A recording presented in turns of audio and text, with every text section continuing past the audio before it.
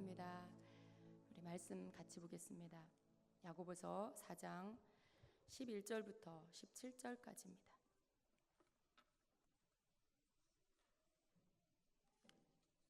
야고보서 4장 11절부터 17절까지. 여러분의 주인은 누구십니까? 주님이십니까? 아멘. 예. 주님은 우리에게 날마다 그 고백을 듣기를 원하시는 것 같아요. 그래서 쓱 다가오셔서 네 주인이 누구니? 이렇게 물어보시는 주님입니다. 저는 그걸 너무 많이 느낍니다. 주님, 지난번에 물어보셨잖아요. 주님은 나의 주인이십니다. 이렇게 우리가 주님이 너무나 자주 질문하신다는 걸 느끼죠. 근데 주님은 어제 질문을 했어도 오늘 또 하기를 원하시는 것이죠. 그러니까 끊임없이 주님이 나의 주인, 우리 삶의 주인이 되기를 원하시는 것입니다. 그것은 주님께서 우리를 위해서 하시는 말씀이에요. 우리가 내가 주인이 되면 우리 삶에는 너무나 많은 실패와 좌절과 그리고 많은 허비가 있다라는 것이죠. 시간을 허비하고 그리고 힘을 허비하고 물질을 허비하는 어떤 그러한 마치 이스라엘 백성이 광야에서 앞으로 전진하지 못하고 계속 같은 자리를 맴돌고 그 광야에 돌았던 자리를 또 돌고 또 돌았던 것처럼 그렇게 허비되는 삶을 사는 것을 아시기 때문에 너의 삶의 주인이 내가 되게 하여라 라고 하십니다. 주님이 우리의 주인이 된다는 것은 우리를 속박하는 것이 아니고요. 우리를 묶어서 마치 잘 훈련시키는 그 애완견처럼 우리를 그렇게 만드시겠다라는 것이 아니라 주님께서 우리 삶의 주인이 되셔서 우리를 주님이 기뻐하시는 길로 인도해 주시겠다라는 것이죠. 우리를 이 땅에 보내신 하나님의 뜻을 이루어 가시겠다라는 것입니다. 우리는 하나님이 우리를 향한 뜻이 무엇인지 잘 알지 못해요. 우리는 어떤 하나님의 뜻을 알기 위해서 많이 기도하고 많이 묵상하고 많이 주님 앞에 엎드리고 난 후에 한두 가지 하나님의 뜻을 알게 됩니다. 그런데 하나님이 우리에게 원하시는 건 뭡니까? 더 많은 때에 하나님과 동행하면서 우리를 향하신 하나님의 뜻을 알아서 그 뜻 가운데로 걸어가기를 원하시는 것입니다. 그래서 주님은 우리로 하여금 더 주님과 함께 동행하는 체질이 되게 하시려고 하는 거죠. 체질. 여러분의 체질은 어떻습니까? 체질, 기질. 각 사람의 특성이 있어요. 그 사람만의 캐릭터가 있어요. 그래서 누구누구 그러면 그 사람의 특징이 딱 이렇게 떠오르죠. 근데 그것이 그 사람의 체질이고 그 사람의 또 기질적인 것들, 그것이 그 사람의 특징입니다. 아무리 시간이 가도 잘 바뀌지 않는 어떤 특성이 있습니다. 그런데 그것이 하나님이 보실 때에는 하나님을 대적해서 하나님 앞에 자꾸 거스르는 어떠한 고집스러운 것이고 자아적인 것이면 주님 그것을 바꾸기를 원하시죠. 하나님을 기뻐하는 체질로 바꾸기를 원하시고요. 성령님과 함께 동행할 수 있는 체질로 바꿔주시기를 원하시고요. 하나님 앞에서 하나님 주시는 것들을 잘 순종할 수 있는 기질로 바꿔주시려고 하는 것이죠. 그러니까 우리가 땅에서 살아서 부모에게로부터 받은 체질이 있고 기질이 있는데 하나님은 그것을 성령의 기질로 바꿔주시려고 하는 것이죠. 여러분 원하십니까? 제발요 주님 그렇게 만들어주세요. 여러분 그러시기를 축복합니다. 그걸 막 더 원해야 돼요. 주님 제발 저를 그렇게 만들어주세요. 제가 정말 성령의 체질로 주님의 체질로 바뀌기 원합니다. 주님이 기뻐하는 기질로 바뀌기 원합니다. 그렇게 여러분 원하셔야 됩니다. 왜냐하면 우리 힘으로 바뀌어지지 않으니까요. 그래서 주님이 우리에게 계속 끊임없이 내가 네 삶의 주인이 되게 하여라. 너의 삶을 내게 의뢰하고 의지하고 나의 도움을 구하고 내게 묻고 그래서 내가 너에게 주는 것으로 순종하며 사는 사람이 되어라 라고 하시는 거죠. 왜냐하면 우리가 성령의 기질로 성령의 체질로 바뀔 수 있는 방법은 그거밖에 없어요. 주님을 의지하는 것, 그분을 찾는 것, 그분의 도우심을 구하는 것, 그것밖에 없습니다. 다른 방법은 없어요. 그래서 끊임없이 내가 할 수 없음을 인정하고 나를 주님께 내려놓고 주님의 도우심이 없으면 내가 살 수 없습니다. 주님이 아니면 내가 할 수 없습니다라는 그런 자기 부인적인 고백을 계속해서 우리가 주님 앞에 드릴 때에 주님은 우리에게 오셔서 우리를 이끄셔서 하나님의 뜻 가운데로 나아갈 수 있도록, 그렇게 걸어갈 수 있도록 성령께서 이끌어 주시는 것이죠. 그것이 우리의 몸에 배어지고 우리의 삶에 계속해서 쌓여질 때에 우리는 어느새 성령의 체질로 바뀌어져 있게 되는 것입니다. 여러분 그렇게 되시길 축복합니다. 그래서 주님은 우리와 함께 동행하길 원하세요. 성경에 많은 믿음의 선진들이 끝까지 믿음의 사람을 하나님 앞에 인정하고 하나님 앞에 설 수 있었던 자들은 공통된 특징이 뭐냐면 성령님과 함께 걸었다라는 것이죠. 그래서 우린 그것을 사모해야 됩니다. 혹 여러분이 그렇게 하다가 실패했습니까? 다시 시작하세요. 다시 하시면 되는 것입니다.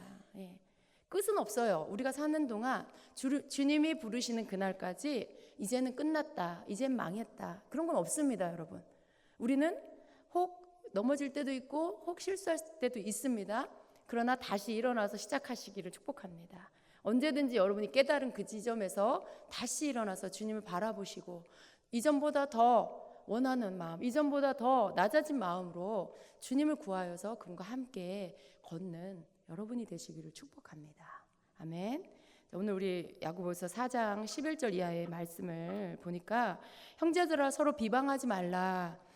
형제를 비방하는 자나 형제를 판단하는 자는 곧 율법을 비방하고 율법을 판단하는 것이다 라고 말씀을 하고 계십니다. 서로 비방하는 거, 비방이라는 말이 그 원어의 뜻은요, 헬라 원어의 뜻은 험담을 하다라는 뜻이에요. 욕하다, 험담하다.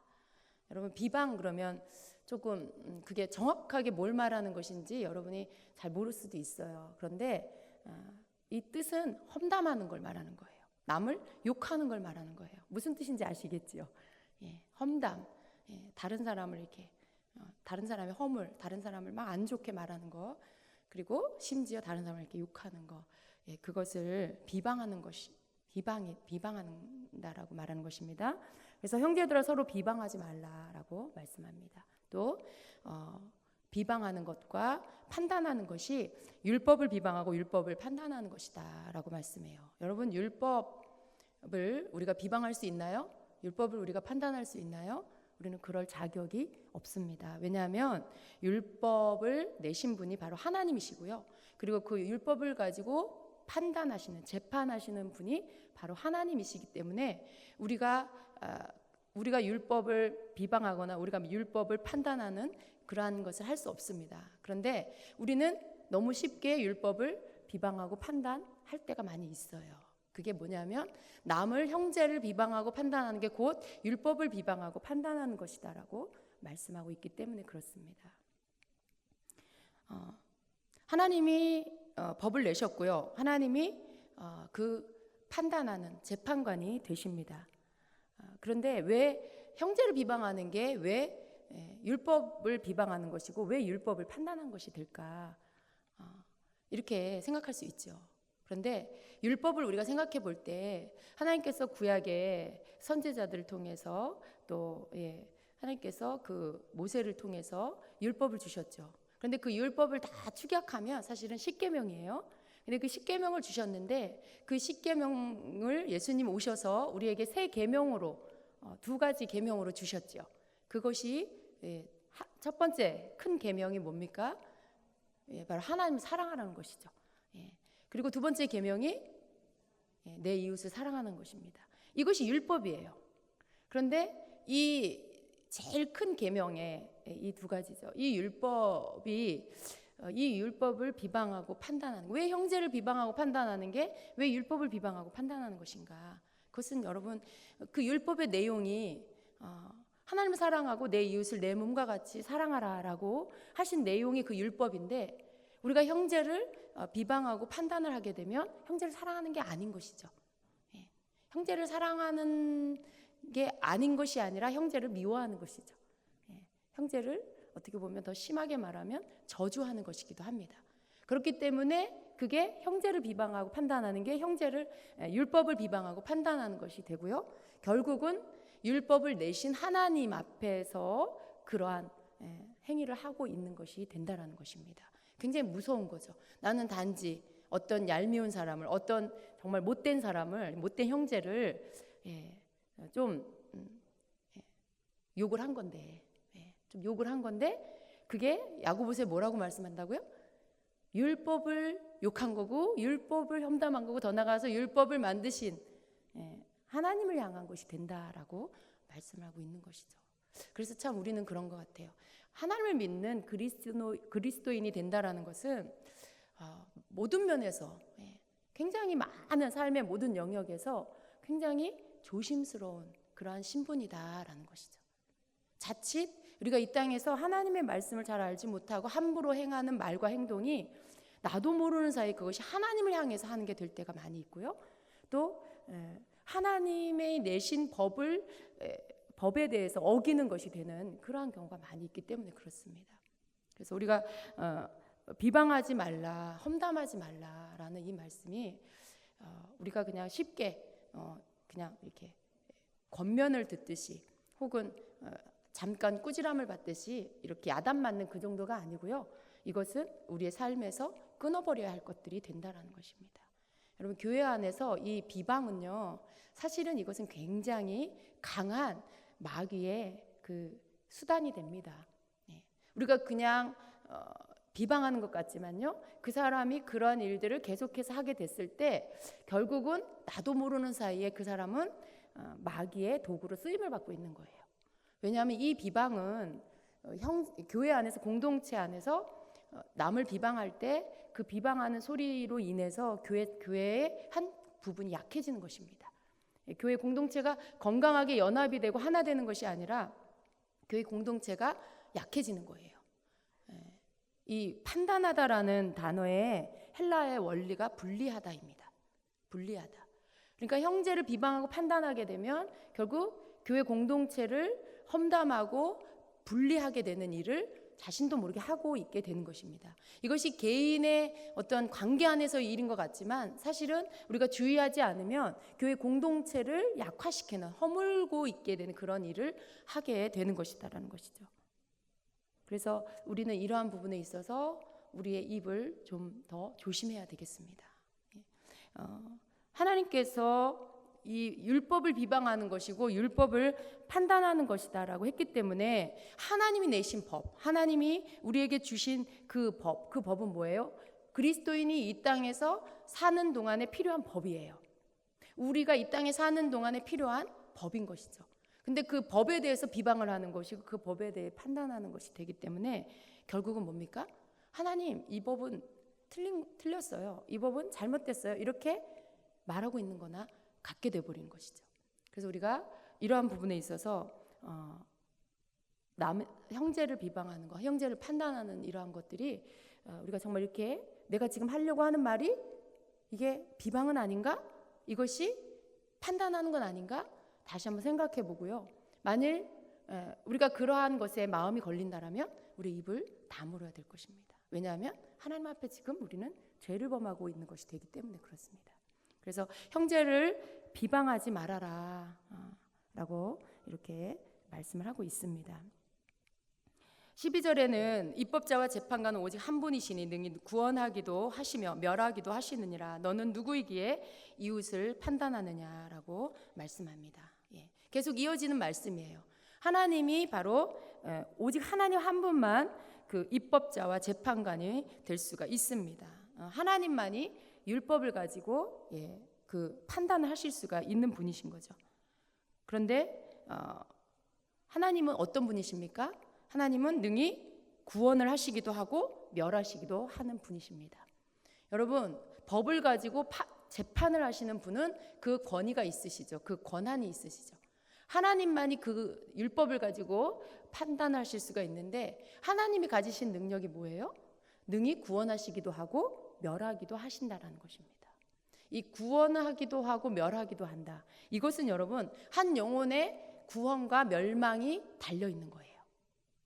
여러분 한 사람의 구원과 멸망의 결정이 하나님께 달려 있다는 것이죠. 오직 그분만 구원하실 수도 있고 멸하실 수도 있는 분입니다. 근데 이 말씀이 참 우리가 두렵고 떨림으로 받아야 할 말씀입니다. 구원에 대해서 우리가 잠깐 보면은요, 우리는 이렇게 쉽게 이렇게 말하기도 하고 생각하기도 해요. 구원에 대해서 너무 쉽게 그 사람은 구원 못 받아. 이렇게 말하는 거.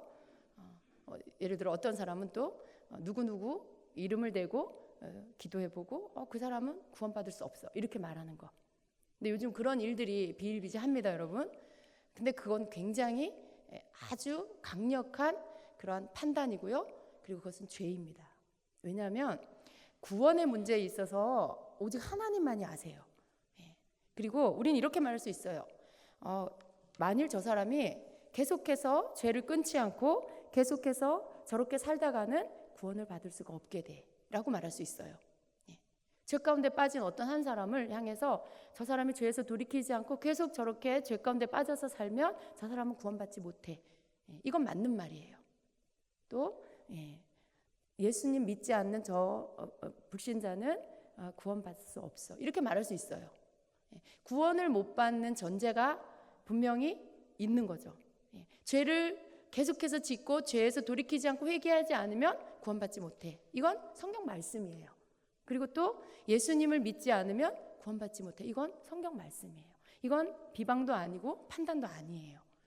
그런데 단지 그냥 어떤 누군가에 대해서 그 사람이 지금 여전히 살아있고 그런데 단지 이름을 이렇게 듣고 그 사람이 지금 설사 좀 이렇게 온전하지 못한 삶을 산다 할지라도 그 사람에 대해서 그 사람의 구원을 우리가 결정해서 말할 수는 없는 것입니다. 저 사람 구원 못 받아 이렇게 누구누구는 구원 못 받아 이렇게 만일 이렇게 형제 이렇게 우리 안에서 공동체 안에서 어떤 사람을 보고 그 사람 구원 못 받아 이렇게 말하는 거 그렇게 말하는 건 굉장히 아주 강한 하나님 앞에서 이 판단이 되는 것이고요. 그렇게 우리는 말할 자격이 없습니다. 왜냐하면 능히 구원하시기도 하고 멸하시기도 하는 분은 하나님 한 분만 하실 수 있는데요. 성경은 뭐라고 말씀하시냐면 베드로후서 3장 9절에 주의 약속은 어떤 이들이 더디다고 생각하는 것 같이 더딘 것이 아니라 오직 주께서는 너희를 대하여 오래 참으사 아무도 멸망하지 아니하고 다 회개하기에 이르기를 원하시느니라 라고 말씀하고 있습니다. 그래서 하나님이 이루시고자 하는 구원은요, 끝까지 참으시고 기다려주시는 하나님의 그 오래 참으심과 자비하심이 있습니다. 근데 우리는 우리 눈에 보이는 만큼만 볼 수 있죠. 누군가를 향해서 그 사람을 지금 보고 저 사람 구원 못 받아, 저 사람 지옥 가 단정해서 말할 수는 없어요. 왜냐하면 하나님은요, 그 사람이 살아있는 동안에 계속해서 기회를 주실 거예요. 죄를 깨달을 수 있는 기회, 돌이킬 수 있는 기회를 주실 거예요. 끊임없이 계속해서 그렇게 주세요. 그러나 그 사람이 그것을 끝까지 거부하고 끝까지 받아들이지 않는다라면 그 사람에겐 구원은 있을 수가 없는 것입니다. 그러나 하나님은 그것을 멈추지 않으세요. 그 사람에게 이 땅에서의 삶의 시간이 닿을 때까지 계속해서 그 시간을 허락하시고 기회를 주신다라는 것이죠. 그것이 너희를 대하여 오래 참으사 아무도 멸망하지 아니하고 다 회개하기에 이르기를 원하신다라는 주님의 그 마음을 표현한 것이죠. 하나님께서 그냥 무조건 참아주시지 않아요. 그냥 무조건 기다려주시고 아무나 다 구원해 주시진 않아요. 하나님이 기다려주시는 건 뭐냐? 회개하기를 기다려주시는 거죠. 그 사람이 돌이켜서 회개하기를 기다려주시는 거죠. 그래서 그냥 하나님이 불쌍하니까 다 구원해 주신다. 아무도 멸망받기를 원치 않으셔. 하나님은 자비하시고 사랑이 많으셔서 다 구원해 주셔. 이건 잘못된 거예요. 하나님은 회개하기를 기다려 주시는 것이고요. 회개에 이를 수 있는 그러한 기회들을 계속해서 깨닫는 은혜를 주시고 돌이킬 수 있는 마음을 주시고 이렇게. 그러나 그것을 거부하고 받아들이고 거부하고 이걸 결정하는 건 그 사람 자신인 거죠. 그래서 구원에 대한 부분은 우리는 누군가에 대해서 함부로 이렇게 단정지어서 말을 할 수 없습니다. 하나님은 구원하시기도 하고 멸하시기도 합니다. 하나님은 사랑하시지만 심판하시는 하나님이시죠. 그래서 하나님께는 이 두 가지가 공존하시는 분입니다. 그래서 우리는 하나님에 대해서 하나님의 사랑을 알아야 하고 깨달아야 하고 그것을 믿는 자가 되어야 돼요. 그러나 동시에 하나님은 심판하시는 주님이시다. 공의로우신 하나님이시다라는 것을 또한 알고 믿어야 합니다. 우리가 하나님의 사랑과 하나님의 공의를 제대로 알면요, 이렇게 말을 이렇게 함부로 할 수가 없어요. 왜냐하면 하나님 앞에서 우리가 말하는 것이기 때문에 그렇습니다. 하나님 앞에서 우리가 비방하지 말라. 왜? 율법을 비방하는 것이기 때문에 그렇다. 율법을 내신 분이 하나님이시다 라는 그 말씀 안에서와 같이 우리가 어떤 판단을 하는 말, 함부로 하는 그런 험담과 다른 사람에 대한 그런 비방과 판단, 이런 말들이, 선하지 않은 이런 말들이 우리의 입에서 함부로 나가면 안 되는 이유가 그 말씀을 하나님이 듣고 계시기 때문에 그렇습니다. 그리고 하나님은 사람을 구원하시기도 하고 멸하시기도 하는 그 권한을 가지신 창조주 하나님이십니다. 심판주 하나님이십니다. 그래서 우리는 그분 앞에서 조심해야 돼요. 하나님은 하늘에 계시고 우리는 땅에 있죠. 그렇기 때문에 우리가 어떻게 해야 됩니까? 하나님 앞에서 잠잠해야 한다라고 말씀해요. 잠잠해야 한다. 너희가 잠잠하라. 너희가 내 앞에서 잠잠하라. 하나님은 하늘에 계시고 우린 땅에 있다라는 것은 차원이 다르다라는 것이죠. 그러니까 우리가 하나님 앞에서 입술을 조심해야 하는 것입니다. 우리의 말이 하나님 앞에서 가려서 해야 한다라는 것입니다. 너는 누구이기에 이웃을 판단하느냐. 하나님 앞에서 우리가 함부로 다른 형제를 판단하면 안 된다는 것입니다. 다른 이웃을 판단해. 이웃은 누구예요? 나 아닌 다른 사람이 다 이웃이에요. 여러분 동네 사람이 아니고 여러분을 뺀 여러분의 주변의 모든 사람이 다 이웃입니다. 여러분의 가족조차도 여러분의 이웃인 거죠. 크게 보면. 그래서 너는 누구기에 이웃을 판단하느냐. 그래서 그렇게 우리가 함부로 판단하면 안 된다라는 것이죠. 마태복음 7장에서는 비판하지 말라라는 말씀을 하면서 비판하지 말라, 헤아리지 말라. 네가 헤아리는 그 헤아림으로 네가 도로 헤아림을 받게 될 것이다라고 말씀하시죠. 아마 여러분은 그 말씀을 한 번 이상은 다 경험을 해보셨을 것입니다. 우리가 살면서 다른 사람을 한 번도 판단해보지 않은 사람은 없을 거예요. 우리가 실수하고 하나님 앞에 깨닫고 회개하면서 돌이키고 조심하고 이런 삶으로 변화되고 있는 것이죠. 그런데 다른 사람을 헤아리는 그 헤아림을 네가 도로 헤아림을 받게 된다라는 이 말씀에 대해서 여러분 경험하신 적이 많으시지요. 어떤 거냐면 내가 누군가에 대해서 막 그 사람에 대해서 막 비난을 했어요. 그 사람이 이렇고 이렇다라고 막 판단을 했어요. 그 사람을 놓고 내가 막 판단을 했어요. 그런데 얼마 있다가 여러분이 그 입장이 돼버리는 거예요. 여러분이 누군가에게 판단을 받는 것이죠. 여러분이 누군가에게 욕을 먹고 오해를 받고 판단을 받는 그런 일들이 있다라는 것이죠. 근데 이것은요, 말씀에서 말씀한 것처럼 실제로 그렇게 됩니다. 누군가를 내가 판단하면요, 그 판단하는 것들이 나에게로 다시 돌아와요. 그래서 나도 그 판단을 받게 돼 있어요. 그래서 여러분이 혹 판단을 받게 되면요, 화가 날 때도 있고 마음이 언짢을 수도 있어요. 그런데 주님 앞에 기도하면서 이렇게 묵상하세요. 말씀을 기억하면서 내가 누군가를 판단한 적이 없는지를 돌이켜 보시기를 바라고요. 더 나아가서는 여러분이 판단을 받을 때 그 내용을 들을 때 내가 누군가에게 했던 동일한 것을 내가 지금 받고 있구나라는 것을 즉시로 깨닫게 되기를 바랍니다. 여러분이 조금만 민감하시면 여러분이 실수하고 잘못 뿌린 씨앗을 여러분이 다시 거두게 된다는 걸 알게 되실 거예요. 여러분이 던진 부메랑이 다시 내게로 되돌아오고 있다는 것을 깨닫게 되는 것입니다. 근데 여러분 그게 깨닫는 게 축복이에요. 깨닫는 게 축복이에요. 깨닫지 못하면 어떻게 합니까? 더 많은 죄를 져요. 내가 언제 그랬어요? 내가 언제? 막 이렇게 해서 어떻게 해요? 다툼이 일어나고 또 싸우고 서로 갈라지고 깨어지는 일들이 있죠. 근데 여러분 그것은 왜 그래요? 내가 뿌린 씨앗을 내가 지금 거두고 있다라는 것을 깨달으면 내가 그냥 입을 다물면 되는 거죠. 내가 하나님 앞에서 기도하고 깨닫고 회개하고 그리고 거기에 대해서 내가 하나님 앞에 정리하면 되는 거죠. 그런데 그 부분들이 되지 않으면 어떻게 됩니까? 사람과의 관계 안에서 또 다른 다툼이 또 일어날 수가 있어요. 그래서 이런 부분들에 대해서 성경 말씀은요, 내가 다른 사람에 대해서 비방하고 판단하는 거 하지 말아야 되는 이유가 야고보서에서는 그것은 율법을 거스르는 것이기 때문에 그렇고, 마태복음에서는 네가 판단하는 것, 네가 헤아리는 것 그대로 너 또한 다시 헤아림을 받게 될 거다. 동일해요. 판단하시는 분은 오직 하나님밖에 없기 때문에, 재판관은 하나님밖에 없기 때문에 판단하지 말아라 라고 하시는 것이죠. 우리가 그런 일들을 끊어버리지 않으면 어떻게 되냐면 마귀에게 계속 문을 열어주게 돼요. 끊임없이 마귀는 우리가 성령 안에서 세움을 받은 것 같은데 또다시 우리의 죄의 어떤 자그마한 습관들을 버리지 않으면 마치 이렇게 여우가 그 울타리를 허무는 것처럼, 포도원을 허무는 것처럼 그렇게 조그마한 구멍을 계속해서 내주게 되고요. 악한 영은 그런 것들을 통해서 우리를 자꾸만 무너뜨리고 허물어뜨립니다. 그래서 내가 오늘 2발 앞으로 간 것 같은데 그 다음날 어떻게 돼요? 3발 뒤로 오는 것 같은 일들이 생기는 거죠.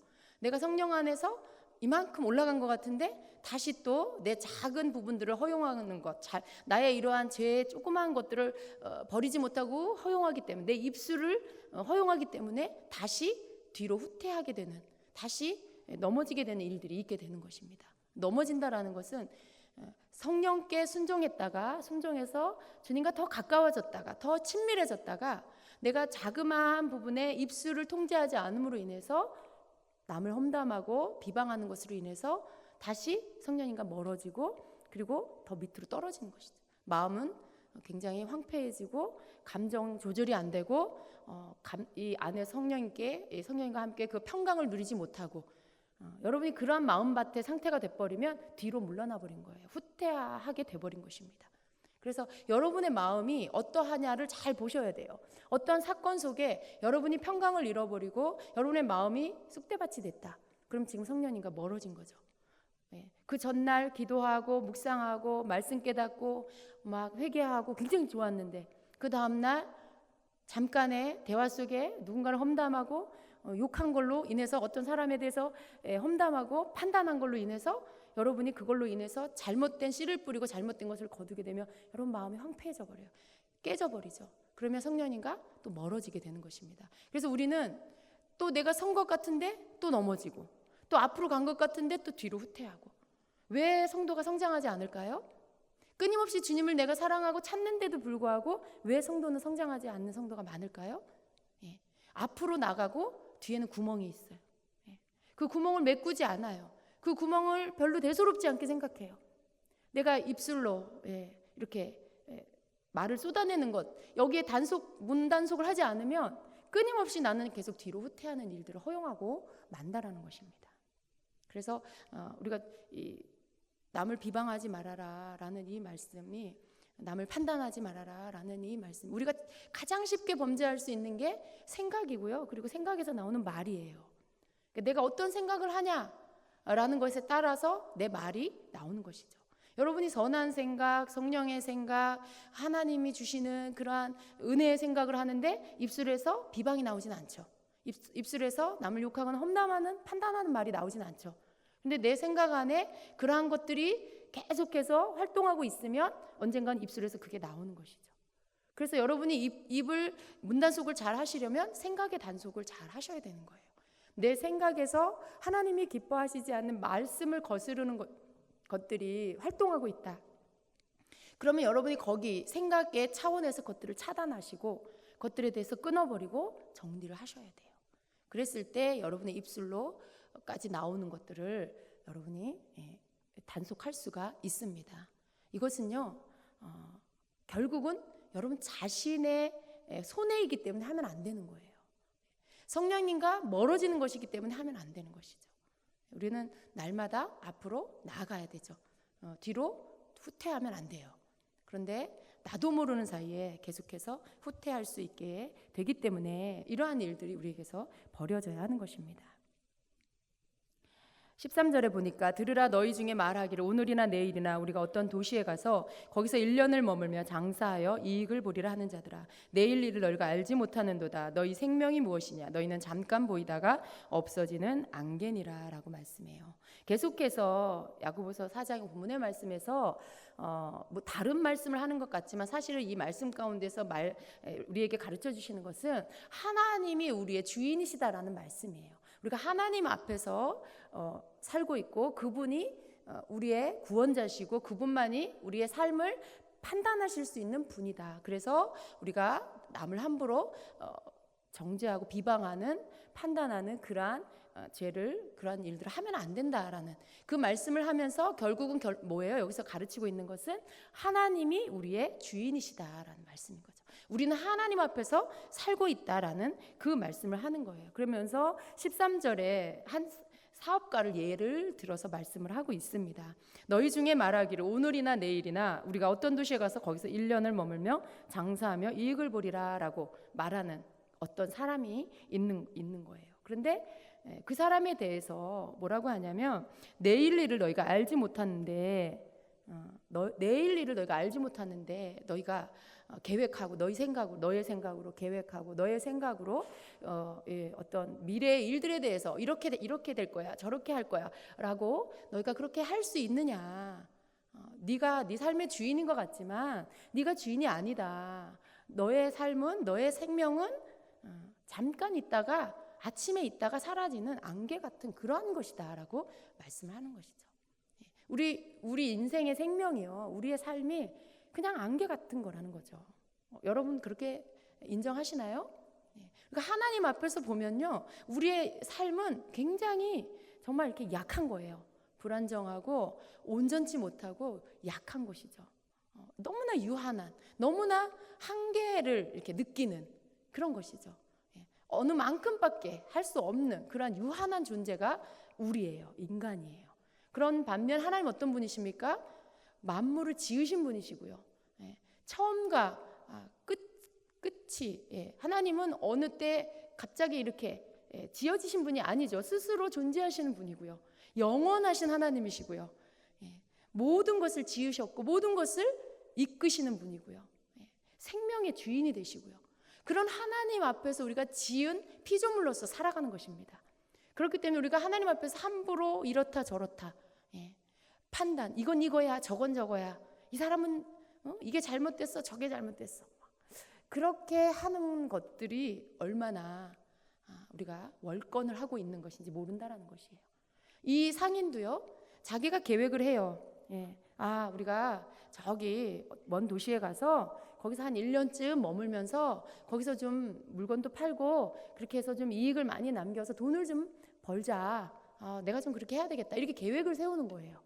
근데 좋은 계획, 이게 뭐 나쁘다는 건 아니에요. 물론 사업을 하고 자기 일을 할 때 그런 어떤 계획을 해야 되겠죠. 그런데 이 본문 안에서 빠진 게 있어요. 이 사람이 자기의 사업의 계획도 세우고 어떻게 장사를 해서 이익을 남겨야 되겠다 이런 좋은 어떤 아이디어도 있는 것 같아요. 그런데 여기에서 빠져 있는 게 있어요. 그게 뭐냐면 바로 하나님에 대한 것이 없어요. 하나님 앞에 내가 여쭙고 그리고 내가 어느 도시로 가며 거기에서 어떤 장사를 하며 어떻게 해야 할지 하나님께 여쭤봐야 되겠다. 내가 그분께 묻고 내가 나아가리라. 뭐 이런 말씀이 전혀 없어요. 그러니까 이 말씀 안에서는 그냥 내가 내 삶의 주인이 되어서 계획하고 내가 내 방법대로 일을 하고 그리고 그 돈을 벌어서 내가 잘 먹고 살겠다라는 어떤 그런 것들이 들어있는 것이죠. 그런데 인생이 가장 어리석은 게 뭐냐 하면 하나님 없는 인생이에요. 여러분, 아무리 똑똑하고 아무리 돈이 많고 아무리 사업 수완이 좋고 정말 무슨 스펙이 좋은 그런 사람이라 할지라도요, 가장 어리석은 사람은 누구냐면 바로 하나님 없는 삶을 사는 삶입니다. 여러분 믿으십니까? 우리 인생의 삶 안에 하나님이 없으면 가장 불행한 거예요. 그런데 지금 이 사람이 그렇습니다. 그래서 그렇게 말하는 자들아, 그렇게 말하는 자들아, 14절에 내일 일을 너희가 알지 못하는도다. 그렇죠, 여러분. 내일이 아니라 한 치 앞도 우리는 알 수 없어요. 한 시간 뒤에 어떤 일이 일어날지 우리는 알지 못하는 것입니다. 그런데 자기 마음대로 막 1년 뒤에 내가 어떻게 해야 되겠구나 막 이렇게 하나님 없이 하나님께 묻지도 않고 또 하나님을 의지하지도 않고 자기 생각으로 이렇게 하는 것, 그것이 굉장히 어리석은 것이다라고 말씀을 하고 있습니다. 너희의 생명이 무엇이냐? 잠깐 보이다가 없어지는 안개니라. 그러니까 우리는 어떻게 합니까? 우리가 누구인지를 알고요, 내가 누구인지를 알고 그리고 그 하나님 앞에 나를 지으신 그 하나님 앞에서 내가 살고 있다는 건 늘 의식하고 살아야 돼요. 내 모든 삶 안에 내가 나를 지으신 분이 하나님이시고 내 생명이 하나님께 있고 내가 그분의 주권 안에 그분의 도우심 안에 내가 산다. 내 생명이 그분의 손 안에 있다. 내 삶이 그분의 손 안에 있다라는 것을 알고 믿고 그리고 그 고백과 함께 그것을 인정하는 그리고 그것을 행하는 삶을 살아야 하는 것입니다. 이 말씀은 그런 뜻이에요. 그런 뜻이에요. 예. 어느 만큼만 하나님 앞에 의뢰하고 다른 부분은 내가 생각해서 한다. 그건 아니에요. 그리고 그것은 여기서 말씀하고 있는 그런 내용이 아닙니다. 50%는 내가 하고 50%는 하나님께 의뢰하고, 그게 아니라 여러분, 내 존재 자체가 하나님께로부터 왔고 결국은 어떻게 돼요? 우리는 이 땅에서 하나님이 주신 시간을 살다가, 우리가 하나님을 경외하는 삶을 살다가 결국 하나님께로 다시 돌아가는 거예요. 이게 유한한 시간을 우리가 살고 있는 거죠. 그런데 하나님이 우리에게 주시는 시간은 영원한 시간입니다. 여러분 영원히 살 거예요. 믿으십니까? 영원한 시간을 살 거예요. 그런데 중요한 건 어디에서 사느냐가 중요한 거예요. 천국에서 영원히 살 거냐, 지옥에서 영원히 살 거냐. 우린 다 영원히 살 거예요. 저 불신자들도 다 영원히 살아요. 죽어 없어지는 게 아니에요. 다 영원한 시간대로 들어갈 건데, 그 영원한 시간에 어디에서 살 거냐, 그걸 늘 우리가 생각하고 살아야 되는 것입니다. 그것을 결정하는 분이 누구십니까? 하나님이세요. 어떻게 결정하십니까? 우리가 이 땅에서 사는 동안에 산 삶을 가지고 결정하십니다. 어떤 사람은 그래요. 나는 그냥 교회에 내 이름을 올려놓고 난 교인이야, 이렇게 살아요. 그런데 이름은 교인인데 정말 그냥 교회에 다니는 사람, 성도도 아니고 그리스도인도 아니고 그냥 교인. 근데 그렇게 정말 그냥 이름만 올려놓고 다니는 사람, 뜰만 밟고 다니는 사람이 천국에 갈 수 있을지 없을지 그건 장담할 수 없어요. 정말 아까 말씀드린 대로 깨닫고 진짜 거듭나고 정말 하나님 경외하고 예수 그리스도를 나의 구주로 믿고 지금 이 말씀처럼 하나님 내 삶의 주인이라는 거, 내가 그분 앞에서 내 생명이 안개와 같은, 인생은 그냥 안개와 같은 것이다라는 걸 깨닫고 그것을 인정하고 산다라면 그 사람은 천국에 갈 거예요. 그런데 아무리 교회 뜰을 밟고 다녀도 그러한 고백이 없고 그러한 삶이 없으면 그 사람은 하나님과 상관없는 자인 것이죠. 그 사람은 지옥에 갈 수밖에 없게 되는 것이죠. 그래서 우리가 영원한 시간의 주인 되신 하나님 앞에서 살고 있습니다. 그리고 우리는 이 땅에 사는 이 삶이요, 여기에서 우리가 그냥 끝나는 것이 아니고요, 이 정해진 시간, 어떤 각자가 하나님께서 주신 시간이 달라요. 어제도 오늘 아침에도 그저께도 우리 유나 집사님 시아버님이 돌아가셔서 장례식장에 다녀왔어요. 장례식장에 가면 다 죽은 사람들만 있는 것이죠. 그런데 여러분, 죽음이라는 게 아주 우리 가까이에 와 있다는 걸 늘 아셔야 돼요. 가까이에 우리와 함께했던 사람 혹은 여러분의 가족 중에 함께했던 가족이 어느 날 돌아가시는 거죠. 어느 날 죽음을 맞이하는 것이죠. 죽음은 멀리 있는 게 아니고 아주 가까이 있는 것입니다. 사람이 태어나고 죽는 건 같이 있는 것이죠. 이렇게 같이 붙어 있는 거예요. 그게 죽음은 멀리 있고 우리가 이렇게 생각하지 말아야 될 그런 것이 아니라 늘 가까이 있는 것입니다. 죽음을 두려워하라는 것이 아니고요. 그렇기 때문에 우리가 늘 하나님 앞에서 준비되는 삶을 살아야 한다는 것입니다. 준비하는 삶. 뭘 준비합니까? 이 땅에서 사는 것을 준비하는 게 아니에요. 우리가 이 땅에서 하나님 허락하신 시간을 사는 이 시간을 준비한 삶이 아니고 그 너머에 그 이후에 영원한 시간에서 살 것을 준비하고 살아야 하는 것입니다. 하나님께서 우리를 이 땅에 보내셔서요, 이 땅에서 우리에게 정한 시간을, 성경에는 인생이 70이요 강건하면 80이다라고 말씀해요. 근데 지금은 의학이 발달돼서 더 많이 산다고 해도 여러분, 우리가 영원히 살거나 그렇게 살 수는 없어요. 많이 살아야 100년 조금 넘게 사는 것이죠. 중요한 건 뭐예요? 언젠간 죽는다. 언젠간 이 땅에서 시간이 끝난다라는 것입니다. 그런데 오늘 이 사업가는 어떻습니까? 이 사업가는요, 미래 어떤 영원한 시간을 생각하지 않아요. 그냥 내가 가서 장사를 잘해서 돈을 많이 벌어야 되겠다라고 하는 거죠. 마치 누가복음에 나오는 농부, 곡식을 많이 수출한 그 사람하고 비슷해요. 거기에 이런 말씀이 있습니다. 누가복음 12장 16절 이하에, 또 비유로 그들에게 말하여 이르되 한 부자가 그 밭에 소출이 풍성하매 심중에 생각하여 이르되 내가 곡식 쌓아둘 곳이 없으니 어찌할까 하고 또 이르되 내가 이렇게 하리라. 내 곡간을 헐고 더 크게 짓고 내 모든 곡식과 물건을 거기 쌓아두리라. 또 내가 내 영혼에게 이르되 영혼아 여러 해 쓸 물건을 많이 쌓아두었으니 평안히 쉬고 먹고 마시고 즐거워하자 하리라 하되 하나님은 이르시되 어리석은 자여 오늘 밤에 내 영혼을 도로 찾으리니 그러면 내 준비한 것이 누구의 것이 되겠느냐 하셨으니 자기를 위하여 재물을 쌓아두고 하나님께 대하여 부요하지 못한 자가 이와 같으니라 라고 말씀해요. 굉장히 여러분 잘 알고 있는 말씀이죠. 어떤 사람이 어떤 부자가 밭에 소출이 너무 많아가지고 창고가 있는데 그것도 굉장히 큰 창고였을 거예요. 왜냐하면 이 사람은 부자래요. 근데 부자가 더 부자가 됐어요. 더 큰 부자가 됐어요. 근데 그 많은 소출을 창고에 넣어두려니까 이제 너무 좁아서 그래서 안 되겠다. 그래서 창고를 부시고 더 크게 지어서 거기에다 막 쌓아둔 거죠. 그리고 그것을 보면서 자기 영혼을 향해서 내 영혼아 이제 편히 먹고 쉬자. 여러 해 쓸 물건을 내가 쌓아두었으니까 이제 편안히 먹고 쉬고 마시고 즐거워하자 라고 자기가 자기 자신한테 그렇게 말하는 것이죠. 그런데 그것을 보고 계시는 하나님 뭐라고 하십니까? 어리석은 영혼아, 내가 오늘 밤에 네 영혼을 도로 찾으면, 도로 찾는다는 게 뭐예요? 하나님이 원래 주인이신데 하나님이 그 영혼을 다시 되찾는다는 거죠. 하나님이 그 생명을 걷어가시겠다라는 것이죠.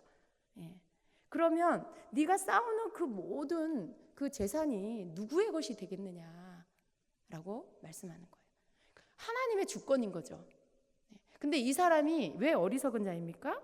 그는 자기를 위해서는 재물을 많이 쌓아뒀어요. 자기가 여러 해 먹고 살 그러한 재산을 많이 쌓아뒀어요. 그런데 무엇이 어리석어요? 하나님께 대해서는 부요하지 못한 자가 되었다는 것입니다. 여러분, 하나님께 대해서 부요하지 못했다라는 말씀이 무슨 뜻일까요? 하나님께 재정을 많이 안 드렸다는 그런 뜻인가요? 언뜻 여러분 이 말씀을 보면 그런 것처럼 보여요. 헌금을 많이 해라 이런 말씀인가?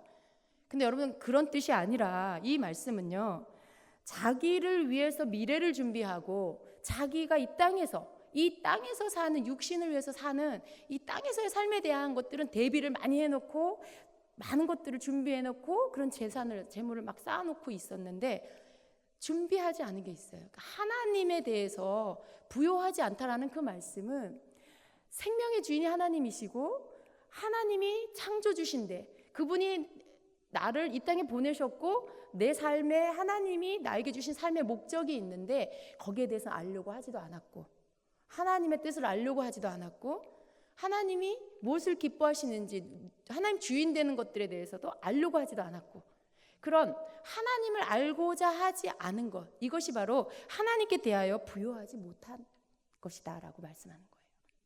근데 많은 성도님들 중에도 많은 그런 분들이 있어요. 내가 열심히 돈을 벌어서 내 처자식하고 먹고 살기 위해서 또 내 노후를 준비하기 위해서 자녀들을 뒷바라지하기 위해서 열심히 일을 하고 그런 계획을 막 세워요. 5개년 계획, 10년 계획을 막 세워요. 그리고 그것을 대비하기 위해서 여러 가지 것들을 열심히 하죠. 그런데 정작 하나님이 무엇을 원하시는지, 그리고 내가 이 땅에서 삶이 끝나면 이제 살게 될 영원한 시간대 안으로 들어가서의 삶은 내가 뭘 준비해야 되는지 생각하지 않고 사는 그런 성도들이 너무 많다는 것입니다. 지금 그 말씀이에요. 여러분이 부자건 부자가 아니건 이 누가복음 12장의 말씀은요, 모두에게 해당되는 말씀입니다. 모두에게. 그런데 부자는 더 어렵긴 하죠. 부자가 천국 들어가는 게 낙타가 바늘기 들어가는 것보다 더 어렵다고 예수님 말씀하셨는데 그만큼 재물은 하나님을 알게 하는 것들을 이렇게 못하게 하는 힘이 있어요. 돈이 많으면 그걸로 만족해요. 이 땅에서 부요하면 그걸로 만족해요. 죽음 이후에 영원한 세계 안에서 그것을 이 땅에서 준비해야 된다는 것을 생각하지 않고 살게 되는 것이죠. 그래서 하나님이 주인 되는 삶, 여러분 그것이 정말 우리에게 꼭 필요한 삶, 하나님을 더 알려고 힘써야 하는 그런 삶이 우리에게 필요합니다. 호세아서 6장 6절에는 이렇게 말씀합니다. 나는 인애를 원하고 제사를 원하지 아니하며 번제보다 하나님을 아는 것을 원하노라 라고 말씀해요. 하나님께서 원하시는 건 하나님을 아는 것입니다. 하나님을 아는 것. 하나님을 안다라는 것은 하나님을 안다라는 것은 하나님의 법을 아는 것이고요. 말씀, 이 법은 곧 말씀입니다. 하나님 말씀을 아는 것이고요. 하나님의 사랑을 아는 것이고요. 하나님의 심판을 아는 것이고요. 하나님의 그 뜻을 우리가 날마다 알고 알아가고 계속 더 알아가는 것. 그것이 하나님을 아는 것이죠. 그래서 그것을 아는 만큼 우리가 그 하나님을 의지하고 신뢰하고 그분을 따라가는 삶을 살 수가 있게 되는 것이죠. 그래서 우리의 삶은 어떠한 삶이 되어야 하느냐. 로마서 12장 2절에는요. 너희는 이 세상에 동화되지 말고 오직 너희 생각을 새롭게 함으로 변화를 받아. 제가 좋아하는 단어가 여기 다 들어있습니다. 새롭게, 생각을 새롭게 하고 변화를 받아. 하나님의 선하시고 받으실 만하며 완전하신 뜻이 무엇인지 입증하도록 하라. 그러니까 우리는 완전할 수 없어요. 이 땅에 사는 동안에 불완전해. 우리 육신을 입었다는 것 자체가 늘 우리를 약하게 만듭니다. 그러나 하나님 우리에게 원하시는 것은 변화받는 것, 새로워지는 것, 그러기를 힘쓰는 것을 원하십니다. 그것을 우리가 날마다 힘쓰면서 해야 되겠죠. 가장 중요한 것은 하나님이 나의 주인 되신다라는 것. 내 삶에서 모든 때에 모든 순간에 그분을 잊어버리지 마세요. 잊어버리지 마세요. 내가 하는 말, 내가 하는 생각, 내가 하는 행동, 그런 모든 것 가운데 하나님을 의식하세요. 하나님이 날 보고 계신다. 하나님 나와 함께하고 계신다. 내 주인이 하나님이시다. 그렇기 때문에 내가 임의로 내 맘대로 내가 마음대로 말하고 마음대로 행동하면 안 된다. 여러분, 자기가 주인인 사람은 그래도 돼요.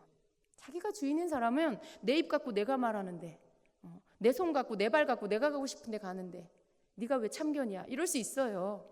그런데 하나님이 주인인 사람은 그렇게 말할 수 없어요. 하나님이 주인인 사람은 내 입의 말, 내 행동, 내가 품는 생각, 이런 모든 것들을 하나님 앞에서, 그분 앞에서 하는 것이에요. 그분이 주인이기 때문에 그분이 하라는 것은 하고 그분이 하지 말라는 건 우리가 안 하기를 힘써야 되는 것이죠. 그것이 하나님이 주인된 나의 삶인 것입니다. 우리 14절, 15절, 16절 같이 봅니다. 우리 15절, 16절만 봅니다. 너희가 도리어 말하기를 주의 뜻이면 우리가 살기도 하고 이것이나 저것을 하리라 할 것이거늘. 이제도 너희가 허탄한 자랑을 하니 그러한 자랑은 다 악한 것이라. 야고보서에서 지금 말씀하고 있는 우리에게 가르쳐 주시는 것은 뭐냐면, 여기 15절에 보면 중요한 단어가 있어요. 바로 뭐냐면 주의 뜻이면이라는 단어예요. 주의 뜻이면. 우리가 막 내가 계획하고 내가 막 돈을 이렇게 벌고 저렇게 벌어야 되겠다. 내가 막 이걸 이렇게 하고 저렇게 해야 되겠다. 이렇게 할 것이 아니라 도리어 이렇게 말해야 된다는 거예요. 주님의 뜻이면 내가 이렇게 하겠습니다. 하나님의 뜻이면 내가 저렇게 하겠습니다. 라고 말하는 게 옳다라는 거예요. 우리가 그렇게 말해야 된다는 것이죠. 그리고 그렇게 행동해야 된다는 것입니다. 그래서 주님의 뜻, 우리가 그것을 구하는 게 굉장히 중요합니다. 하나님의 뜻이 뭘까? 이게 하나님의 뜻일까? 저게 하나님의 뜻일까? 그렇게. 심지어 우리는 이제 어떻게 해야 돼요? 내가 하고자 하는 말이 하나님이 원하시는 말일까? 이 말을 하나님 앞에서 내가 해도 될까? 이런 것들까지도. 하나님의 뜻이 뭘까? 하나님 원하실까? 하나님 원치 않으실까? 이걸 늘 생각하고 물으면서 하라고 말씀하고 있는 것입니다. 자랑에 대한 말씀. 허탄한 자랑은 뭐예요? 자기 자랑이에요. 자기 자랑. 내가 이렇고 내가 이렇게, 이거 굉장히, 그러니까 이 허탄한 자랑을 킹제임스 성경에는 자기가 자기를 자랑하는 거, 그걸 기쁨으로 여기는 거, 헛된 기쁨이다. 그건 헛된 기쁨이다. 악한 기쁨이다라고 말씀하고 있는 것입니다. 여러분, 오늘 주님의 말씀이 우리에게 뭐 여러 가지를 제가 얘기했지만 중요한 것, 우리가 하나님 앞에서 살고 있다는 걸 다시 한번 기억하시고요. 그 의식을 여러분에게서 늘 떠나지 않도록 하시길 축복합니다. 우리가 하나님 앞에서 사는 그 삶이 되면 모든 부분에 우리가 이렇게 좀 더 겸손한 자세로 살 수가 있습니다. 조심하는 자세, 조심하는 자세. 그렇다고 여러분이 막 주눅들라는 게 아니에요. 우리는 성령 안에서 자유합니다. 그러나 진정으로 겸손한 자는 자유할 수 있어요. 자유할 수 있어요. 왜냐하면 거리낄 게 없고, 그리고 내가 투명하기 때문에 가리울 게 없고, 그래서 뭔가 여기선 이렇게 말해야 되고 저기선 이렇게 말해야 되고 막 겉다르고 속다른 삶을 살 필요가 없는 거예요. 하나님 앞에서 살면 그분은 전능하셔서 우리를 다 아세요. 우리를 다 보고 계세요. 근데 그분 앞에 우리가 뭘 가리우고 뭘 좀 괜찮은 척하고 뭘 안 그런 척 안 한 척, 그걸 할 필요가 없잖아요. 그래서 하나님 앞에서 우리가 거리낌 없이 살면 자유로울 수가 있어요. 자유로울 수가 있어요. 하나님 안에서 우리가 주님이 주인된 그 삶을 살게 되시길 축복합니다. 주님 앞에 거리낌이 없는 삶, 그분 앞에서 내가 있는 모습 그대로를 보이며 잘못한 것은 회개하고 또 깨달은 것은 순종하면서 그렇게 사는 삶이 되시기를 축복합니다. 하나님 우리한테 완전해라, 물론 우리에게 거룩하라고 하세요. 그런데 그 완전이라는 것은 우리가 믿음 안에서 성령의 도우심으로 되어져 가는 것입니다. 주님은 날마다 우리가 어제보다 더 나은 모습이 되기를 기대하시지, 오늘 너 왜 이렇게 죄졌어, 왜 죄만 졌어, 이렇게 하시는 분이 아닙니다. 여러분 자유하십시오. 그렇지만 주님 앞에서 우리가 겸손히 행하는 자가 되어야 되겠습니다. 우리의 입술이 주님이 날마다 여기에 보혈을 발라주시고 기름을 발라주실 수 있도록, 그렇게 정결한 입술이 될 수 있도록 힘쓰는 저와 여러분이 되어야 되겠습니다. 기도하겠습니다.